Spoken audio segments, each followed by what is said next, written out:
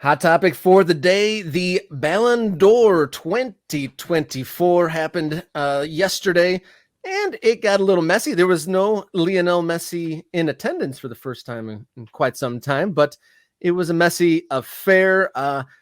Rodri came away with the top prize.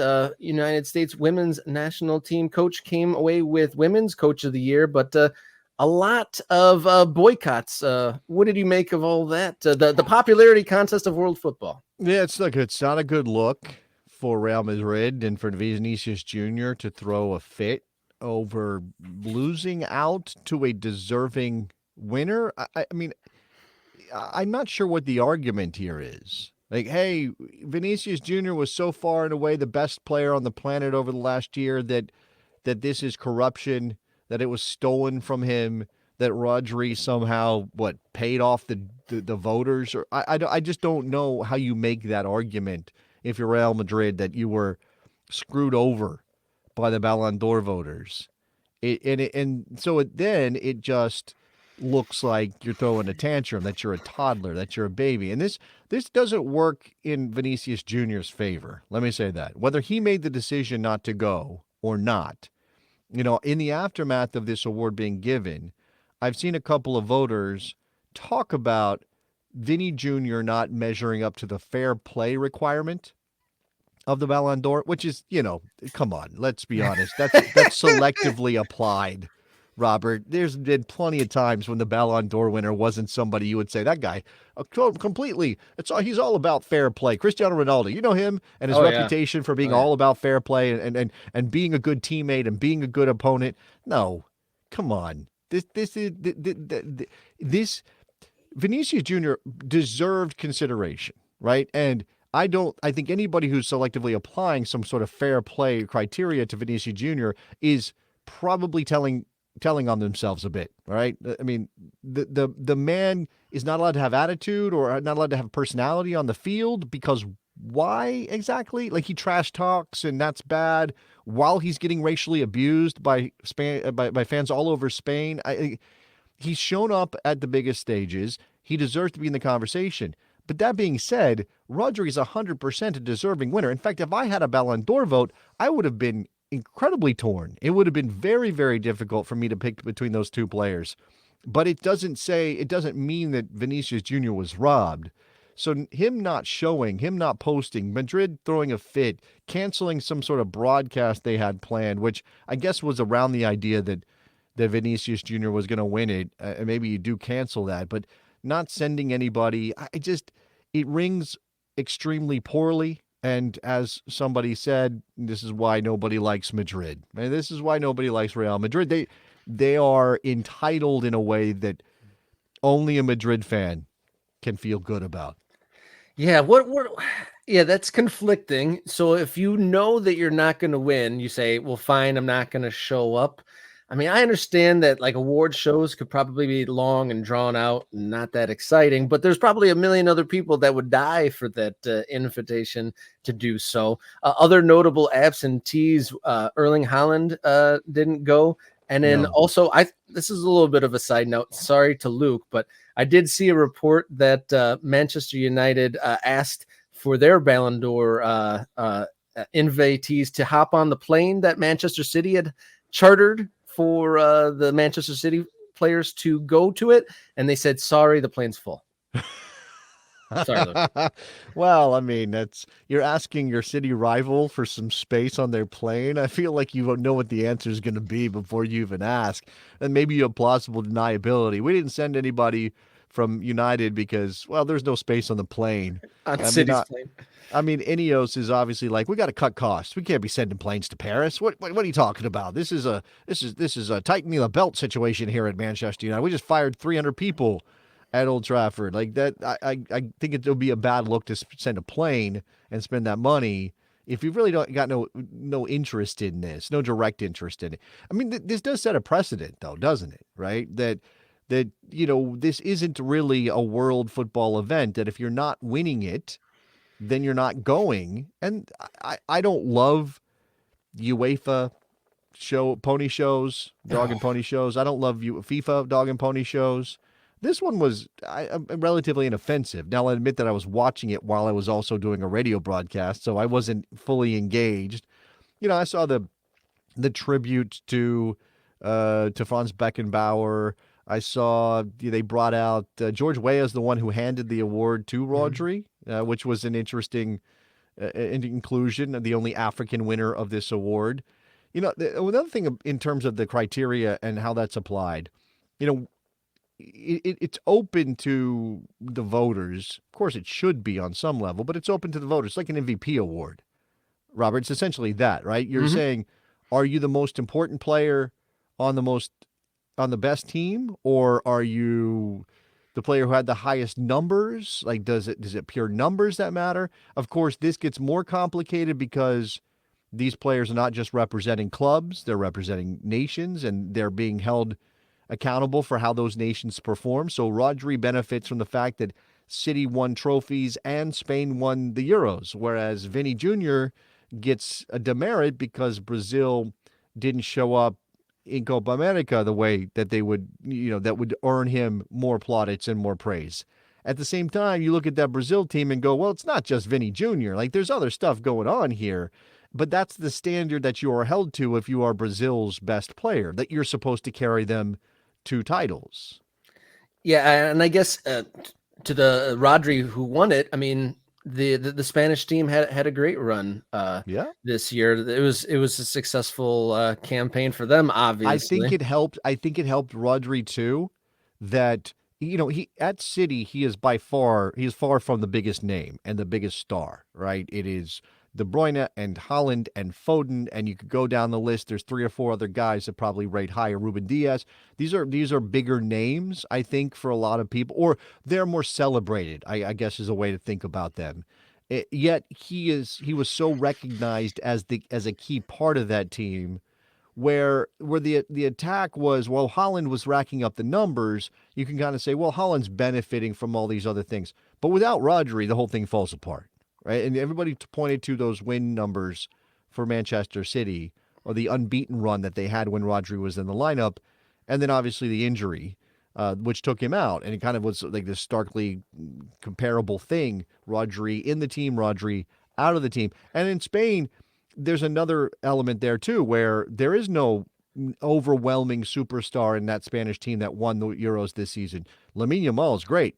He turned 17 during the tournament. Nobody's thinking of him carrying Spain to a title. I mean, Alvaro Morata is a nice player, but we know what his limitations are. You can go around the field with Spain and talk about some of the things that they put together a great run, but it wasn't as if one player carried them to that championship. So Rodri becomes the one you can center everything around. I like that we're recognizing a defensive midfielder, though, Robert. I Y- do y- like that. That doesn't happen very often. The goals are reward, and the players that have lots of celebrations are often the ones that come home with Ballon d'Or. I do think that going back to George Weah being the presenter, I still think it's absolutely wild that the son of a Ballon d'Or winner and president of an African country plays for the United States men's national team. That just Yeah, saying yeah, that out loud is just still wild to me. But yeah, there were other absentees and other messy storylines with the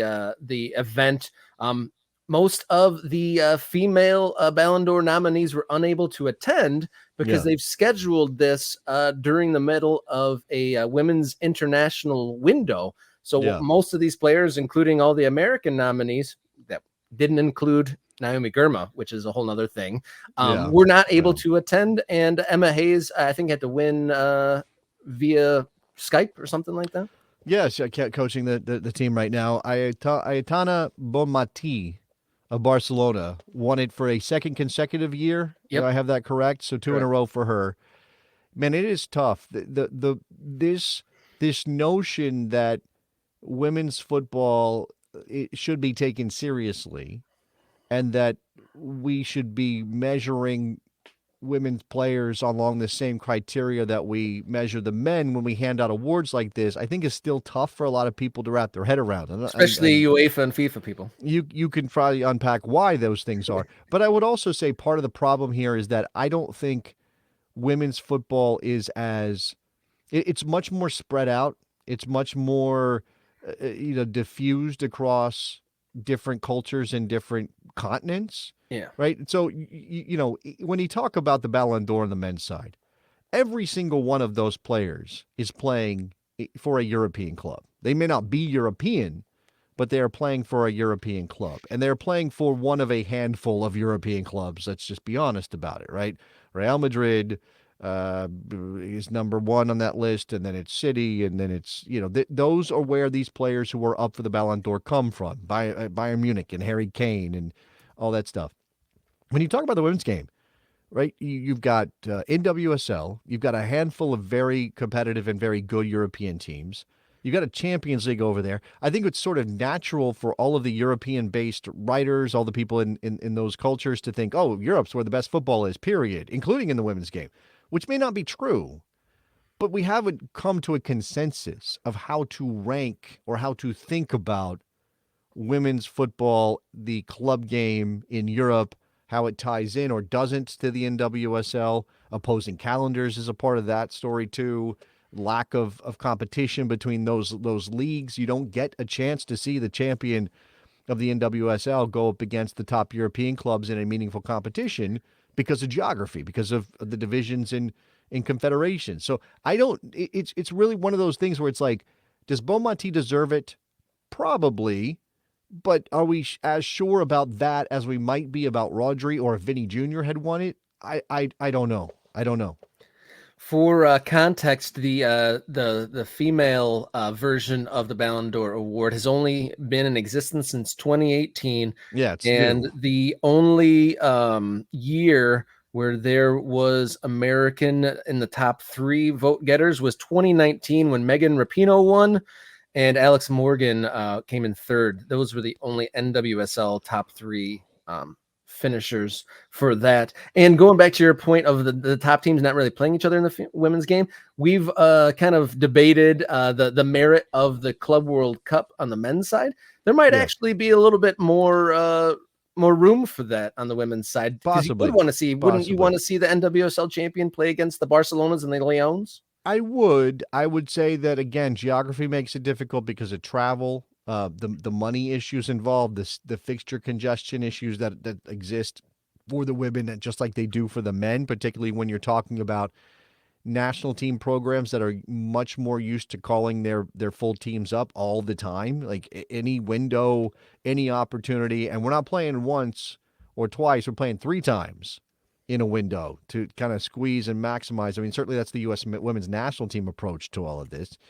Yeah, I would love to see that, though. I mean, I certainly think that there is much more of a reason to be excited, as you're saying, about a women's Club World Cup because it would pull NWSL teams together with the Barcelonas and the Lyons and some of the other teams in Europe that are playing the Super League teams in England than there is on the men's side, where it kind of feels like this is just FIFA's way of honing in or forcing their way in to the money that exists for UEFA when it comes to the Champions League. And then she had an amazing year, winning the Super League with Chelsea in the spring, and then coming over to the women's national team for the United States and winning the Olympics. Emma Hayes, a worthy winner for Oh, Women's yes. Coach of the Year. Yeah, no doubt about that. 100% deserved. Glad to have her with the U.S. Women's National Team. Glad we have another gold medal for our team, and hopefully, on the march to 2027, it is going well. It is going well. New faces, new names, some good stuff there. Yeah, a little bit of fact check on myself. We'll have to dig into this more later, but I think Carly Lloyd might have won a Player of the Year award internationally. There was a Player too. of the Year award. It just was. I don't think it was tied into the Ballon d'Or, and I really FIFA had one. I mean, there was that weird period where the FIFA Player of the Year and the Ballon d'Or were the same award, but they were like, nah, we don't like this. This is you're getting. You're getting mixing things that aren't working together. I think obviously FIFA wants to own whatever FIFA can own in the Ballon d'Or, which is a function of that French outlet was like, no, we don't want you co-opting our history. So we ended up with the split, and I think how many does Marta have? Like how many women's World Player of the Years does Marta have? A number of them. I don't think I don't know how many of them are actually Ballon d'Ors because, again, I don't think it existed at the time. She's been honored with the Player of the Year 6 times. That's right. Yes. The most ever, I believe, is that.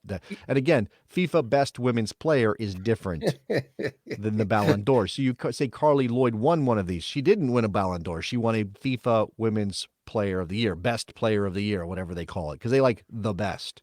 That's their branding. The best. That's something. To wrap up this long ball, the current women's international window, and where Emma Hayes accepted her award. The U.S. women's finished their international window tonight against Argentina.